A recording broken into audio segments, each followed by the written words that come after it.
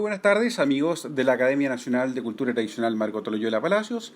Y como habíamos prometido, lunes, miércoles y viernes estamos transmitiendo en vivo con temas relacionados con la maestra Margot Loyola Palacios. En este particular con dos grandes invitados, con dos grandes personalidades de la cultura tradicional y del mundo de las ciencias humanas, diría yo.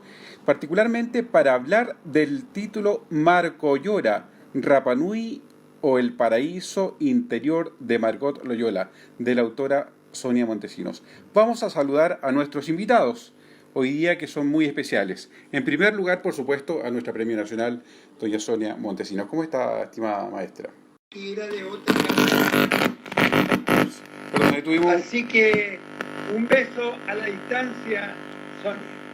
Sí, también esta es una maravillosa oportunidad para reencontrarnos, Osvaldo, en lo que fueron estas largas conversaciones que teníamos, ¿no es cierto?, con Margot, donde tú eras un personaje principal, porque cada vez que Margot se acordaba de algo y quedaba en la nebulosa. ¿Cómo es esto? Ahí sí, perdón. Sí, me acuerdo perfectamente bien. Y estamos esperando que algún día salga ese libro sobre la Margot, escrito por ti. Así es, se va a amasar, se está amasando. Ya, qué bueno, qué bueno. ¿Qué te parece que hoy día vamos a conversar acerca del libro que escribiste? Ah, porque el libro lo escribiste tú y también con Rolf. Exacto. ¿Quién es Rolf?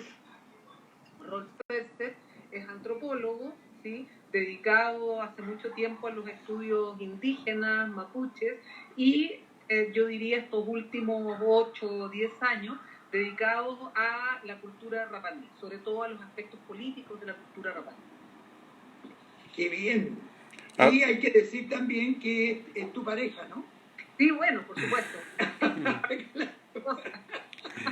Bueno, aprovecho a saludar a Carlos Liberona, que nos está mirando, a Rosmarie France de Los Ángeles. También le saludamos a Mario René Bravo Aravena de Valparaíso y a Montserrat Elena, que también nos está mirando. Hoy día vamos a hablar en específico del libro Marco Llora.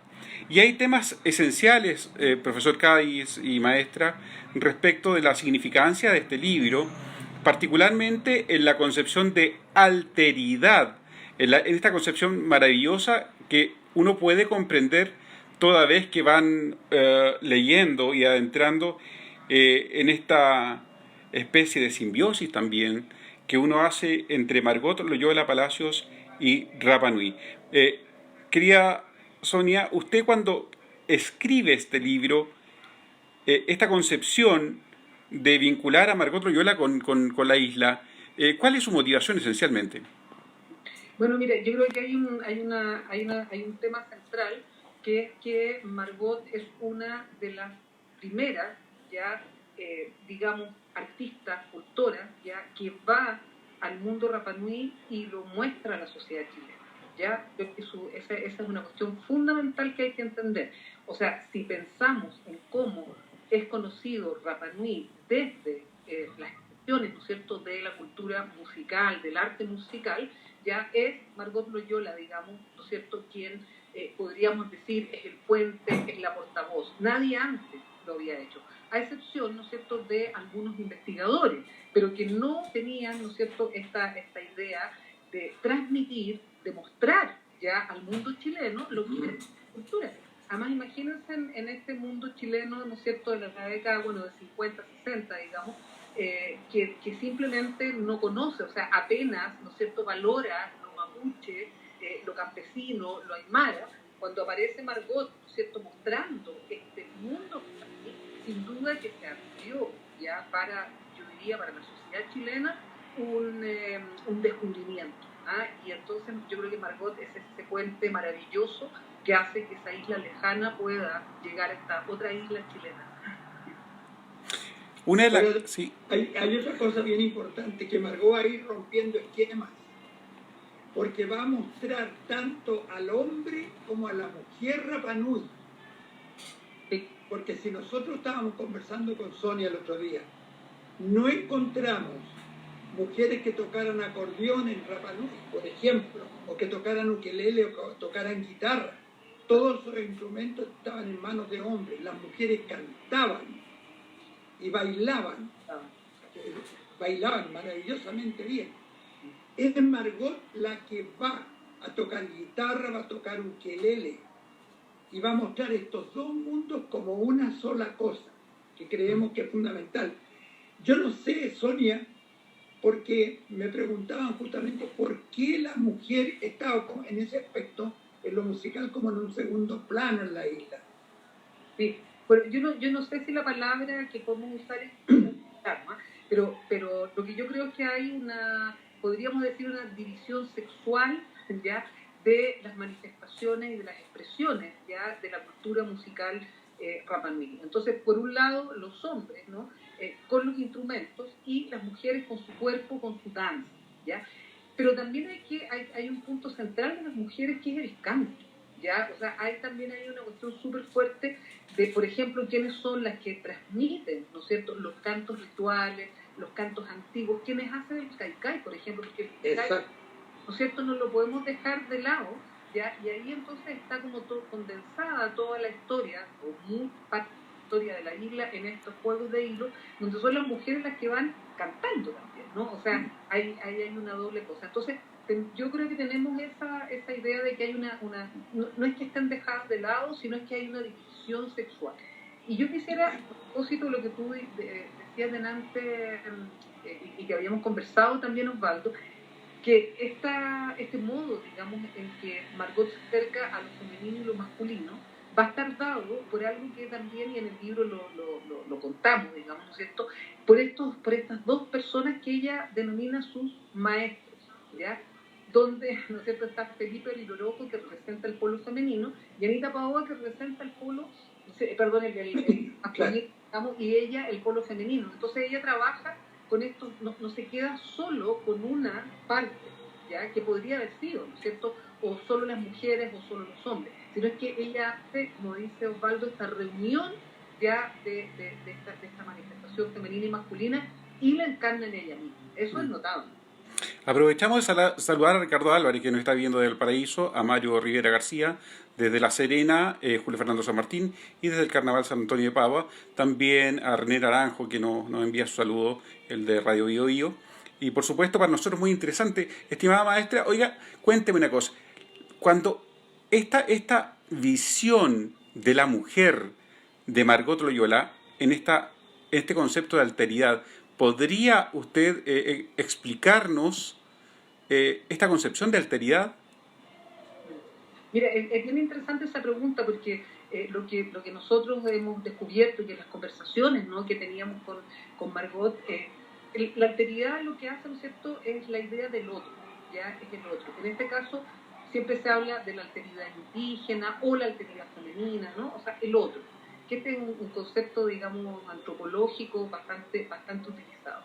Pero lo que hace Margot, y aquí tiene una cosa que nosotros, bueno, yo creo que es genial en ese sentido, ¿ya?, es que ella trata de eliminar esa idea de lo otro, ¿ya?, y ella se encarna de una u otra manera, ¿ya?, se encarna en eso que ella está escuchando, que está aprendiendo, y entonces esa distancia que puede haber entre lo que es, comillas, un occidental, o en este caso un chileno, un conti, un tire, como lo queramos llamar, ¿no es cierto?, y una Rapa Nui, se acorta, ¿sí? Y entonces ella, de alguna manera, ¿cómo podríamos decir? Como se mimetiza, ¿no? No sé, hablamos de la palabra mímesis, ¿no? Hace una mímesis, que es más allá que decir imito. Eso es a donde quiero llegar, ¿no? Cuando conversábamos con ella, y Osvaldo esto lo debe haber escuchado también, ¿no es cierto?, que Margot, de alguna manera, se transformaba en el otro.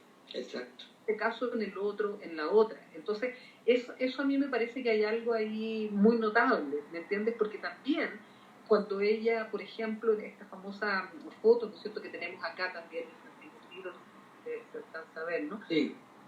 Ahí ella bailando, ¿no?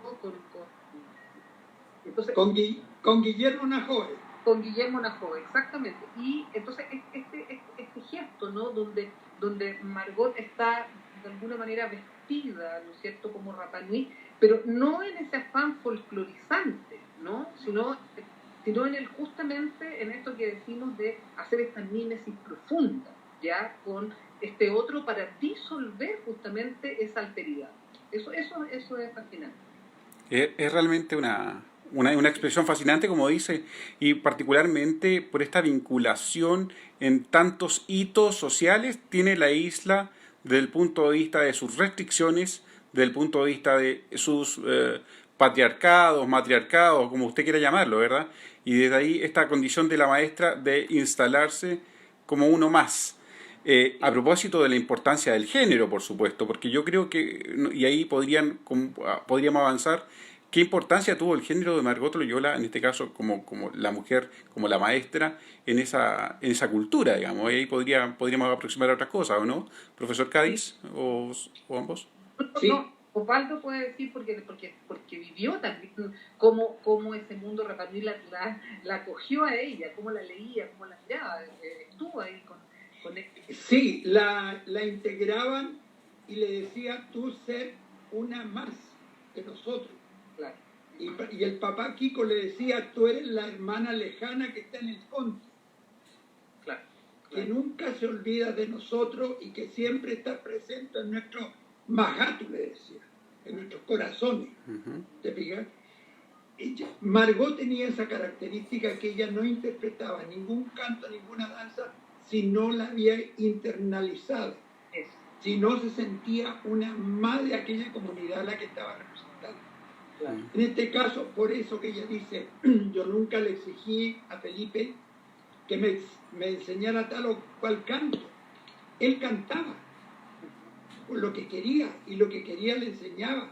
Igual se juntaban los Rapa Nui ahí en Miguel Claro, en la casa de la familia Miranda Zúñiga, los días domingos a bailar solamente. Y Margot iba penetrando en ese mundo. Claro. Era tan desconocido para nosotros los de Ajal el Conti y a la vez también para Margot, y que no lo proyectó y no lo entregó hasta que no se sintió integrada ahí, Margot. Claro, claro. En este sentido, yo creo que ella, lo hemos conversado también otras veces, ella era muy antropóloga, ¿ya? O sea, Sí, esta manera de hacer, ¿no es cierto?, lo que nosotros llamamos la observación participante, digamos, de estar al interior de una comunidad tratando de ser lo menos, ¿no es cierto?, visible, llamémoslo así, y poder capturar y poder embeberse, ¿no? Como tú dices, internalizar lo del otro y aprender del otro. Entonces, en ese sentido, yo creo que Margot tenía una cosa muy, muy bonita, que yo creo que también era esa humildad con la cual ella se acercaba ya al mundo que estaba conociendo. O sea, no es que ella era la super maestra y la top, no sé qué que estaba, sino por el contrario, hay un ejercicio de humildad, siento yo, ¿no? En todo lo que es ella y en esta también cariño, en esta manera, ¿no es cierto? Bueno, en el libro y las conversaciones que siempre tuvimos, uno quedaba fascinada, digamos, también por esta admiración, ¿ya? Por este amor, este afecto, ¿ya? Que Margot tenía por estas personas que le habían enseñado. O sea, el hecho de decirles maestros, ¿sí? Estos eran mis maestros, ¿me entiendes? O sea, siendo ella la maestra, ella me pone así, Claro. ¿ya? Ella les dice, ustedes son mis maestros, ¿no? Entonces eso también es un gesto que hay que rescatar, que tiene que ver también con una manera de hacer antropología. ¿Ya? 1960, 61. Bueno, su primer vínculo en realidad es la década del 50, acordémonos de Sí, eso. claro, sí. Ella no ha ido a la isla, ¿no? Pero ella va recibe de Montandón, por ejemplo, ¿no es cierto?, estas canciones, va a la Sociedad de Amigos de Isla de Pascua. Es importante decir que el momento en que Margot se conecta con este mundo Rapa Nui, hay esta Sociedad de Amigos de Isla de Pascua que ocupó un papel muy importante en lo que fue el desarrollo también político y la, comilla, vamos a decir, liberación también de la sociedad Rapa Nui, del modo, digamos, en que ellos vivían en la sociedad chilena. Acuérdense que no eran ciudadanos, no tenían derechos. sí. Margot conoce todo eso, ¿ya? Y en ese sentido es muy importante su trabajo, porque de alguna manera, y esto creo que hay que decirlo, en el libro también está, se asomó, pero creo que es importante saberlo, que también era un momento en que los Rapa Nui estaban, ¿no es cierto?, tratando de que su identidad apareciera, pero apareciera también con los derechos ciudadanos, ¿no? Y una gran un gran espacio, digamos, en lo cual eso ocurrió fue justamente cómo los Rapa Nui mostraban su arte musical ya al mundo chileno, mostrándose. ¿Ya? Y en ese sentido, yo creo que Margot tuvo un papel súper importante en eso, un rol, digamos, muy importante.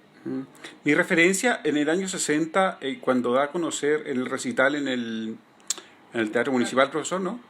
Sí, Y ahí hago alguna alusión, tal vez, maestra Sonia, en esta condición de feminismo, bien entendido, ¿cree usted, o le pregunto derechamente, ya había una condición de liderar una brecha feminista de parte de la maestra Margot Loyola, o por el género, o una inclinación hacia el género?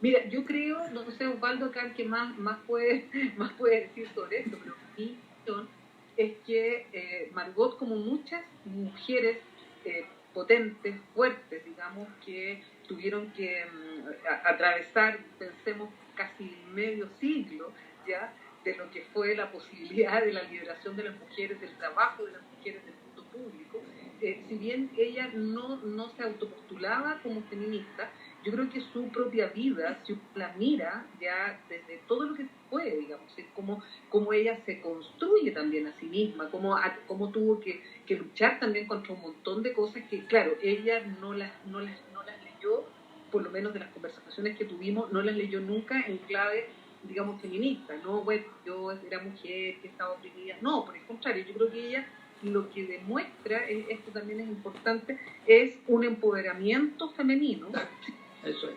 aún sin, quiero decir, un discurso, ¿me entiendes?, feminista, pero sí un empoderamiento femenino que también, Osvaldo, creo que lo hemos hablado, esto en un sentido en que, ¿no es cierto?, empiezan a aparecer las mujeres en la escena pública, por ejemplo, las hermanas, ¿no?, las hermanas que tocaban, era como un modelo de mujeres, pero era un dúo, te fijas, no era una sola siempre era complicado, digamos, ¿no? Pero estas dos que aparecen, ¿no es cierto?, en el escenario, y después Margot, que es ella, además Margot tiene una cuestión muy importante respecto a su cuerpo, ¿ya? Creo que ahora podría estudiarse desde los estudios, digamos, del cuerpo que hay. Podría, porque en el fondo yo creo que fue como una adelantada, te fijas, pero sin, yo diría, sin la teoría feminista detrás, solo, digamos, con una acción de empoderamiento maravilloso que produce un modelo también, eso es interesante, ¿ya? O sea, mujeres de la escena pública producen un modelo en las otras mujeres, ¿ya? Y en ese sentido yo creo que Margot fue muy adelantada y también muy rupturista, ¿ya? Muy subversiva, si queremos ponerle, digamos, ese Acuérdate que hay una grabación de la Margot donde le preguntan si Chile es un país machista. Y la respuesta de la Margot le dijo, no, porque nosotros, las mujeres, no los dejamos. Ahí está clarísimo. Claro. Mire. Decía el complemento. Sí. Bueno, aprovechamos de saludar a María José, que nos está viendo, también a Claudio Andrés Constanzo, y desde Arica a C. de Rúa Llaves, Pancho Piñones desde Arica, así que saludos para ellos también. La importancia en materia de atender, ahí la pregunta es para ambos, la cultura tradicional y particularmente esta área cultural Rapa Nui, que también incidido en el libro Marco Llora, luego promueve el turismo como un elemento de fomento productivo para la isla y que hoy día, o hasta antes de esta pandemia, llega a puntos máximos y que de alguna manera se ve reflejado en un segundo viaje en donde ya ella constata un cambio importante, ¿no es verdad? Claro, sí, absolutamente. Bueno, lo que tú dices, Juan Pablo, es muy interesante porque aparejado, digamos, a lo que fue el proceso político, ¿no es cierto?, de lucha por su ciudad, digamos, ¿no?, en la década del 60, en la revolución que se llama la revolución de Rapu, ¿no es cierto?, donde se tiene derechos ciudadanos, va aparejado con el turismo y va aparejado también con la construcción de una identidad Rapa Nui, ¿no es cierto?, que está vinculada, obviamente, en un primer momento, a algo muy exótico, algo muy raro, que la sociedad chilena... Esta conversación que estamos sosteniendo ahora, esta video conversación para todo el mundo, tiene que ver con la importancia que se le asigna desde diferentes puntos de vista a la cultura tradicional. Porque entendería yo que finalmente hay muchas agrupaciones u organizaciones que quizás se quedan en lo estético, ¿no es verdad? Y quizás la invitación es a esto, precisamente. Y al respecto, su opinión, querida Sonia y el profesor. Acerca de lo, por ejemplo, Sonia, yo te quería preguntar, ¿qué te parece a ti lo que sucede en la Tapati todos los años? Bueno, mira, yo creo que ahí retomemos un hilo, digamos, que dijo Juan Pablo, que claro, cuando en su segundo viaje, ¿no es cierto?, Margot ve que el turismo, ¿ya?, que están llegando, digamos, que están pasando cosas, ella ve transformaciones, ¿ya?, ve transformaciones en esta sociedad que ella conoció antes, digamos, ¿no es cierto? Estos, los viejos, digamos, de esa época toman esto, y claro, van desarrollando, ¿no es cierto?, esta Tapati que a veces, claro, uno puede mirarlo como con una mirada crítica quizás, pero por otro lado también es una verificación de esta identidad Rapa Nui que es performática, ¿no? Y que es performática en términos de darse cuenta de que estos orígenes polinésicos, te fijas, le sirven, ¿no es cierto?, por un lado para atraer los turistas, pero también para reproducir una cierta identidad distinta, ¿no es cierto?, a la del mundo chileno. Exactamente, sí, estoy totalmente de acuerdo.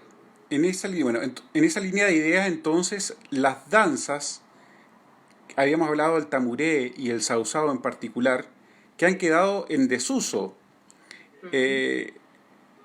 ¿Sería una oportunidad entonces para las comunidades respecto de su propia identidad revitalizar estas danzas? Y desde ahí me nace de inmediato una pregunta, ya desde la perspectiva de la formación.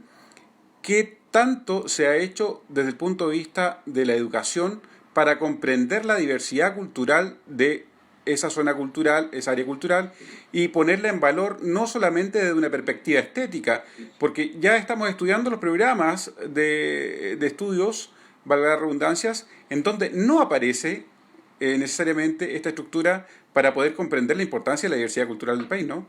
Claro, claro. Sí, no, tú tienes toda la razón. O sea, si uno lee, digamos, esto que tú llamas cultura tradicional, uno puede hablar, ¿no es cierto?, de patrimonio cultural inmaterial, ¿ya? Muchas de estas cuestiones entran dentro de lo que es esa definición de patrimonio cultural inmaterial. Y yo creo que nosotros en Chile tenemos muy poca preocupación, muy poca, ¿ya? Justamente respecto si el arte en general, la cultura en general, ya no es el centro ya de las políticas del Ministerio de Educación ni del Ministerio de la Cultura, quiero decirlo, aun cuando, digamos, no podría suponer que ahí debería estar. Yo creo que no hay un suficiente interés ya por parte del país de generar estas políticas hacia esta riqueza que tenemos, ¿ya?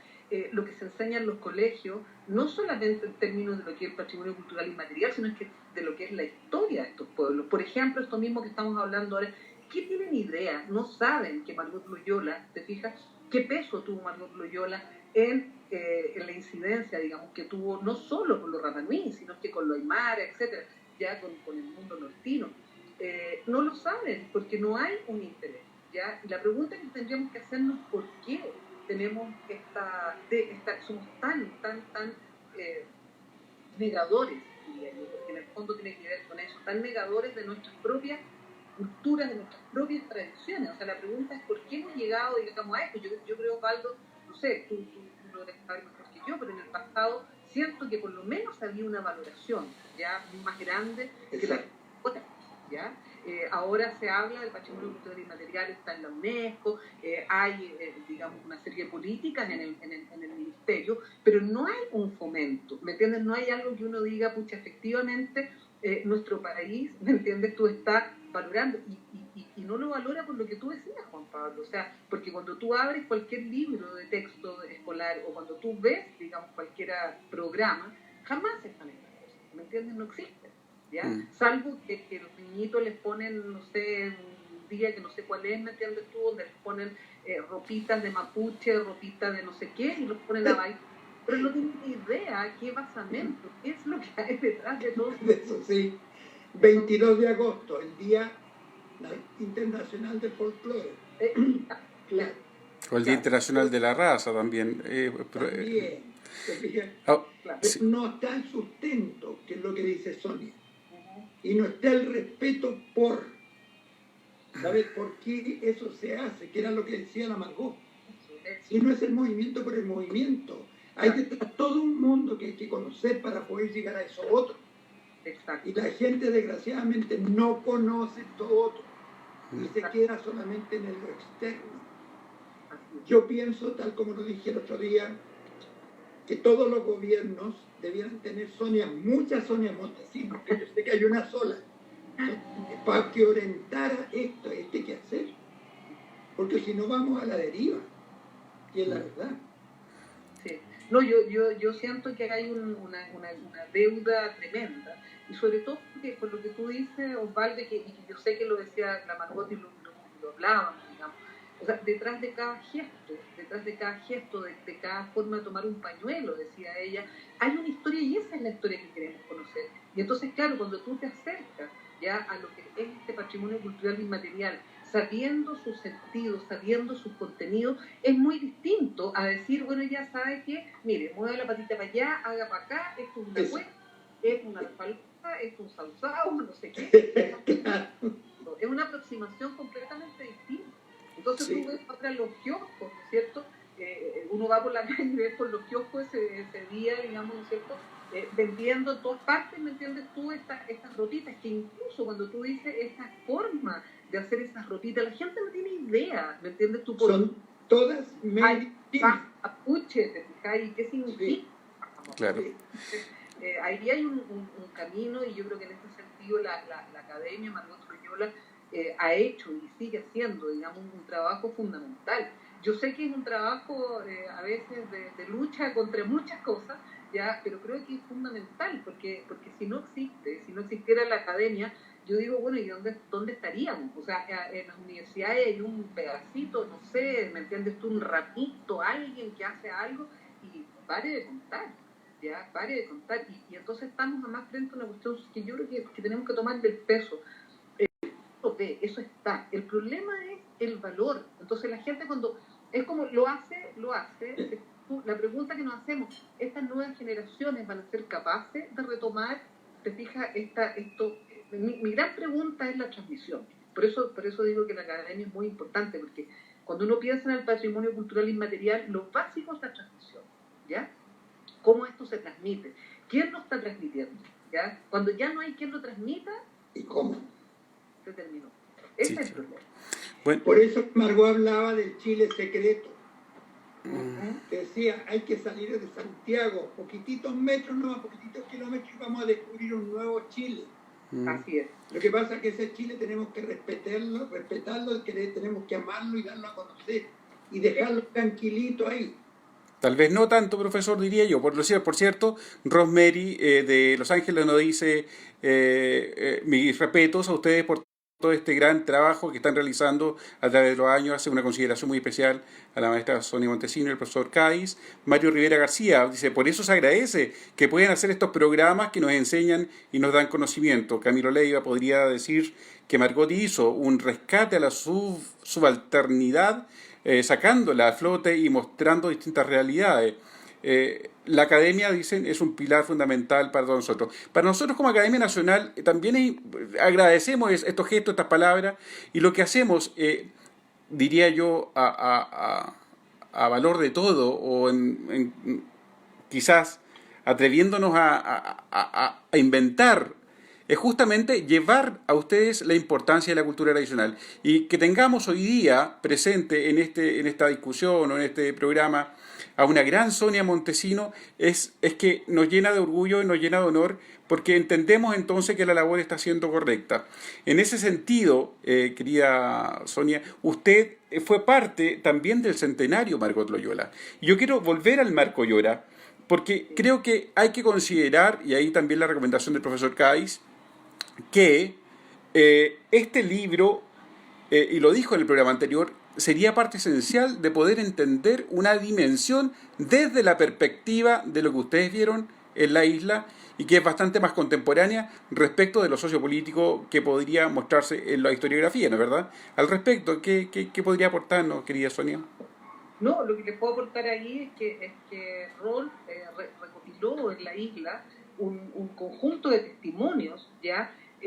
donde te das cuenta que la memoria de la Margot Loyola está viva, ya, o sea, ya sean las personas que se dedican o que están más especializadas, digamos, en la cultura musical, y la gente que son, bueno, en general, Osvaldo sabe, casi todos en la isla de alguna manera cultivan, ¿no? El canto, el baile, etc. Tú te das cuenta con esos testimonios, ¿no es cierto?, de que no hay pérdida de la memoria de lo que fue Margot. Eso es muy interesante, ya, porque cuando uno lo mira en perspectiva histórica y temporal, ya, si bien muchos de los viejos murieron, no está Quico Paté, bueno, no está el mismo Felipe, en fin, ¿no?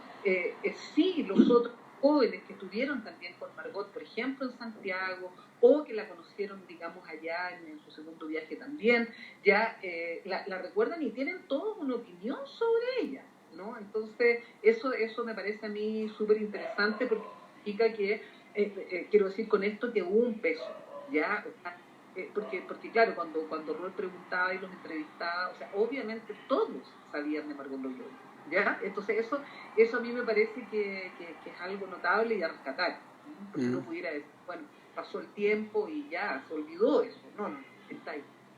Aprovecho el espacio para agradecer también a Ana Atenas. Dice, se agradece la buena disposición de crear un espacio que nos mantiene conectados con nuestra cultura tradicional. Mario René Bravo nos dice, son pocas las personas que van al fondo. Ella siempre nos dijo, busquen, calen profundo en lo nuestro. Qué bellas palabras. Por cierto, saludar también a todos quienes siguen en el fondo Margot Loyola de la Pontificia Universidad Católica del Paraíso, que también está siguiéndonos. Ricardo Álvarez, un gran maestro, dice, un saludo a ambos. Cuando visité Rapa Nui constaté conversando con las directoras de los colegios que habían gran presencia de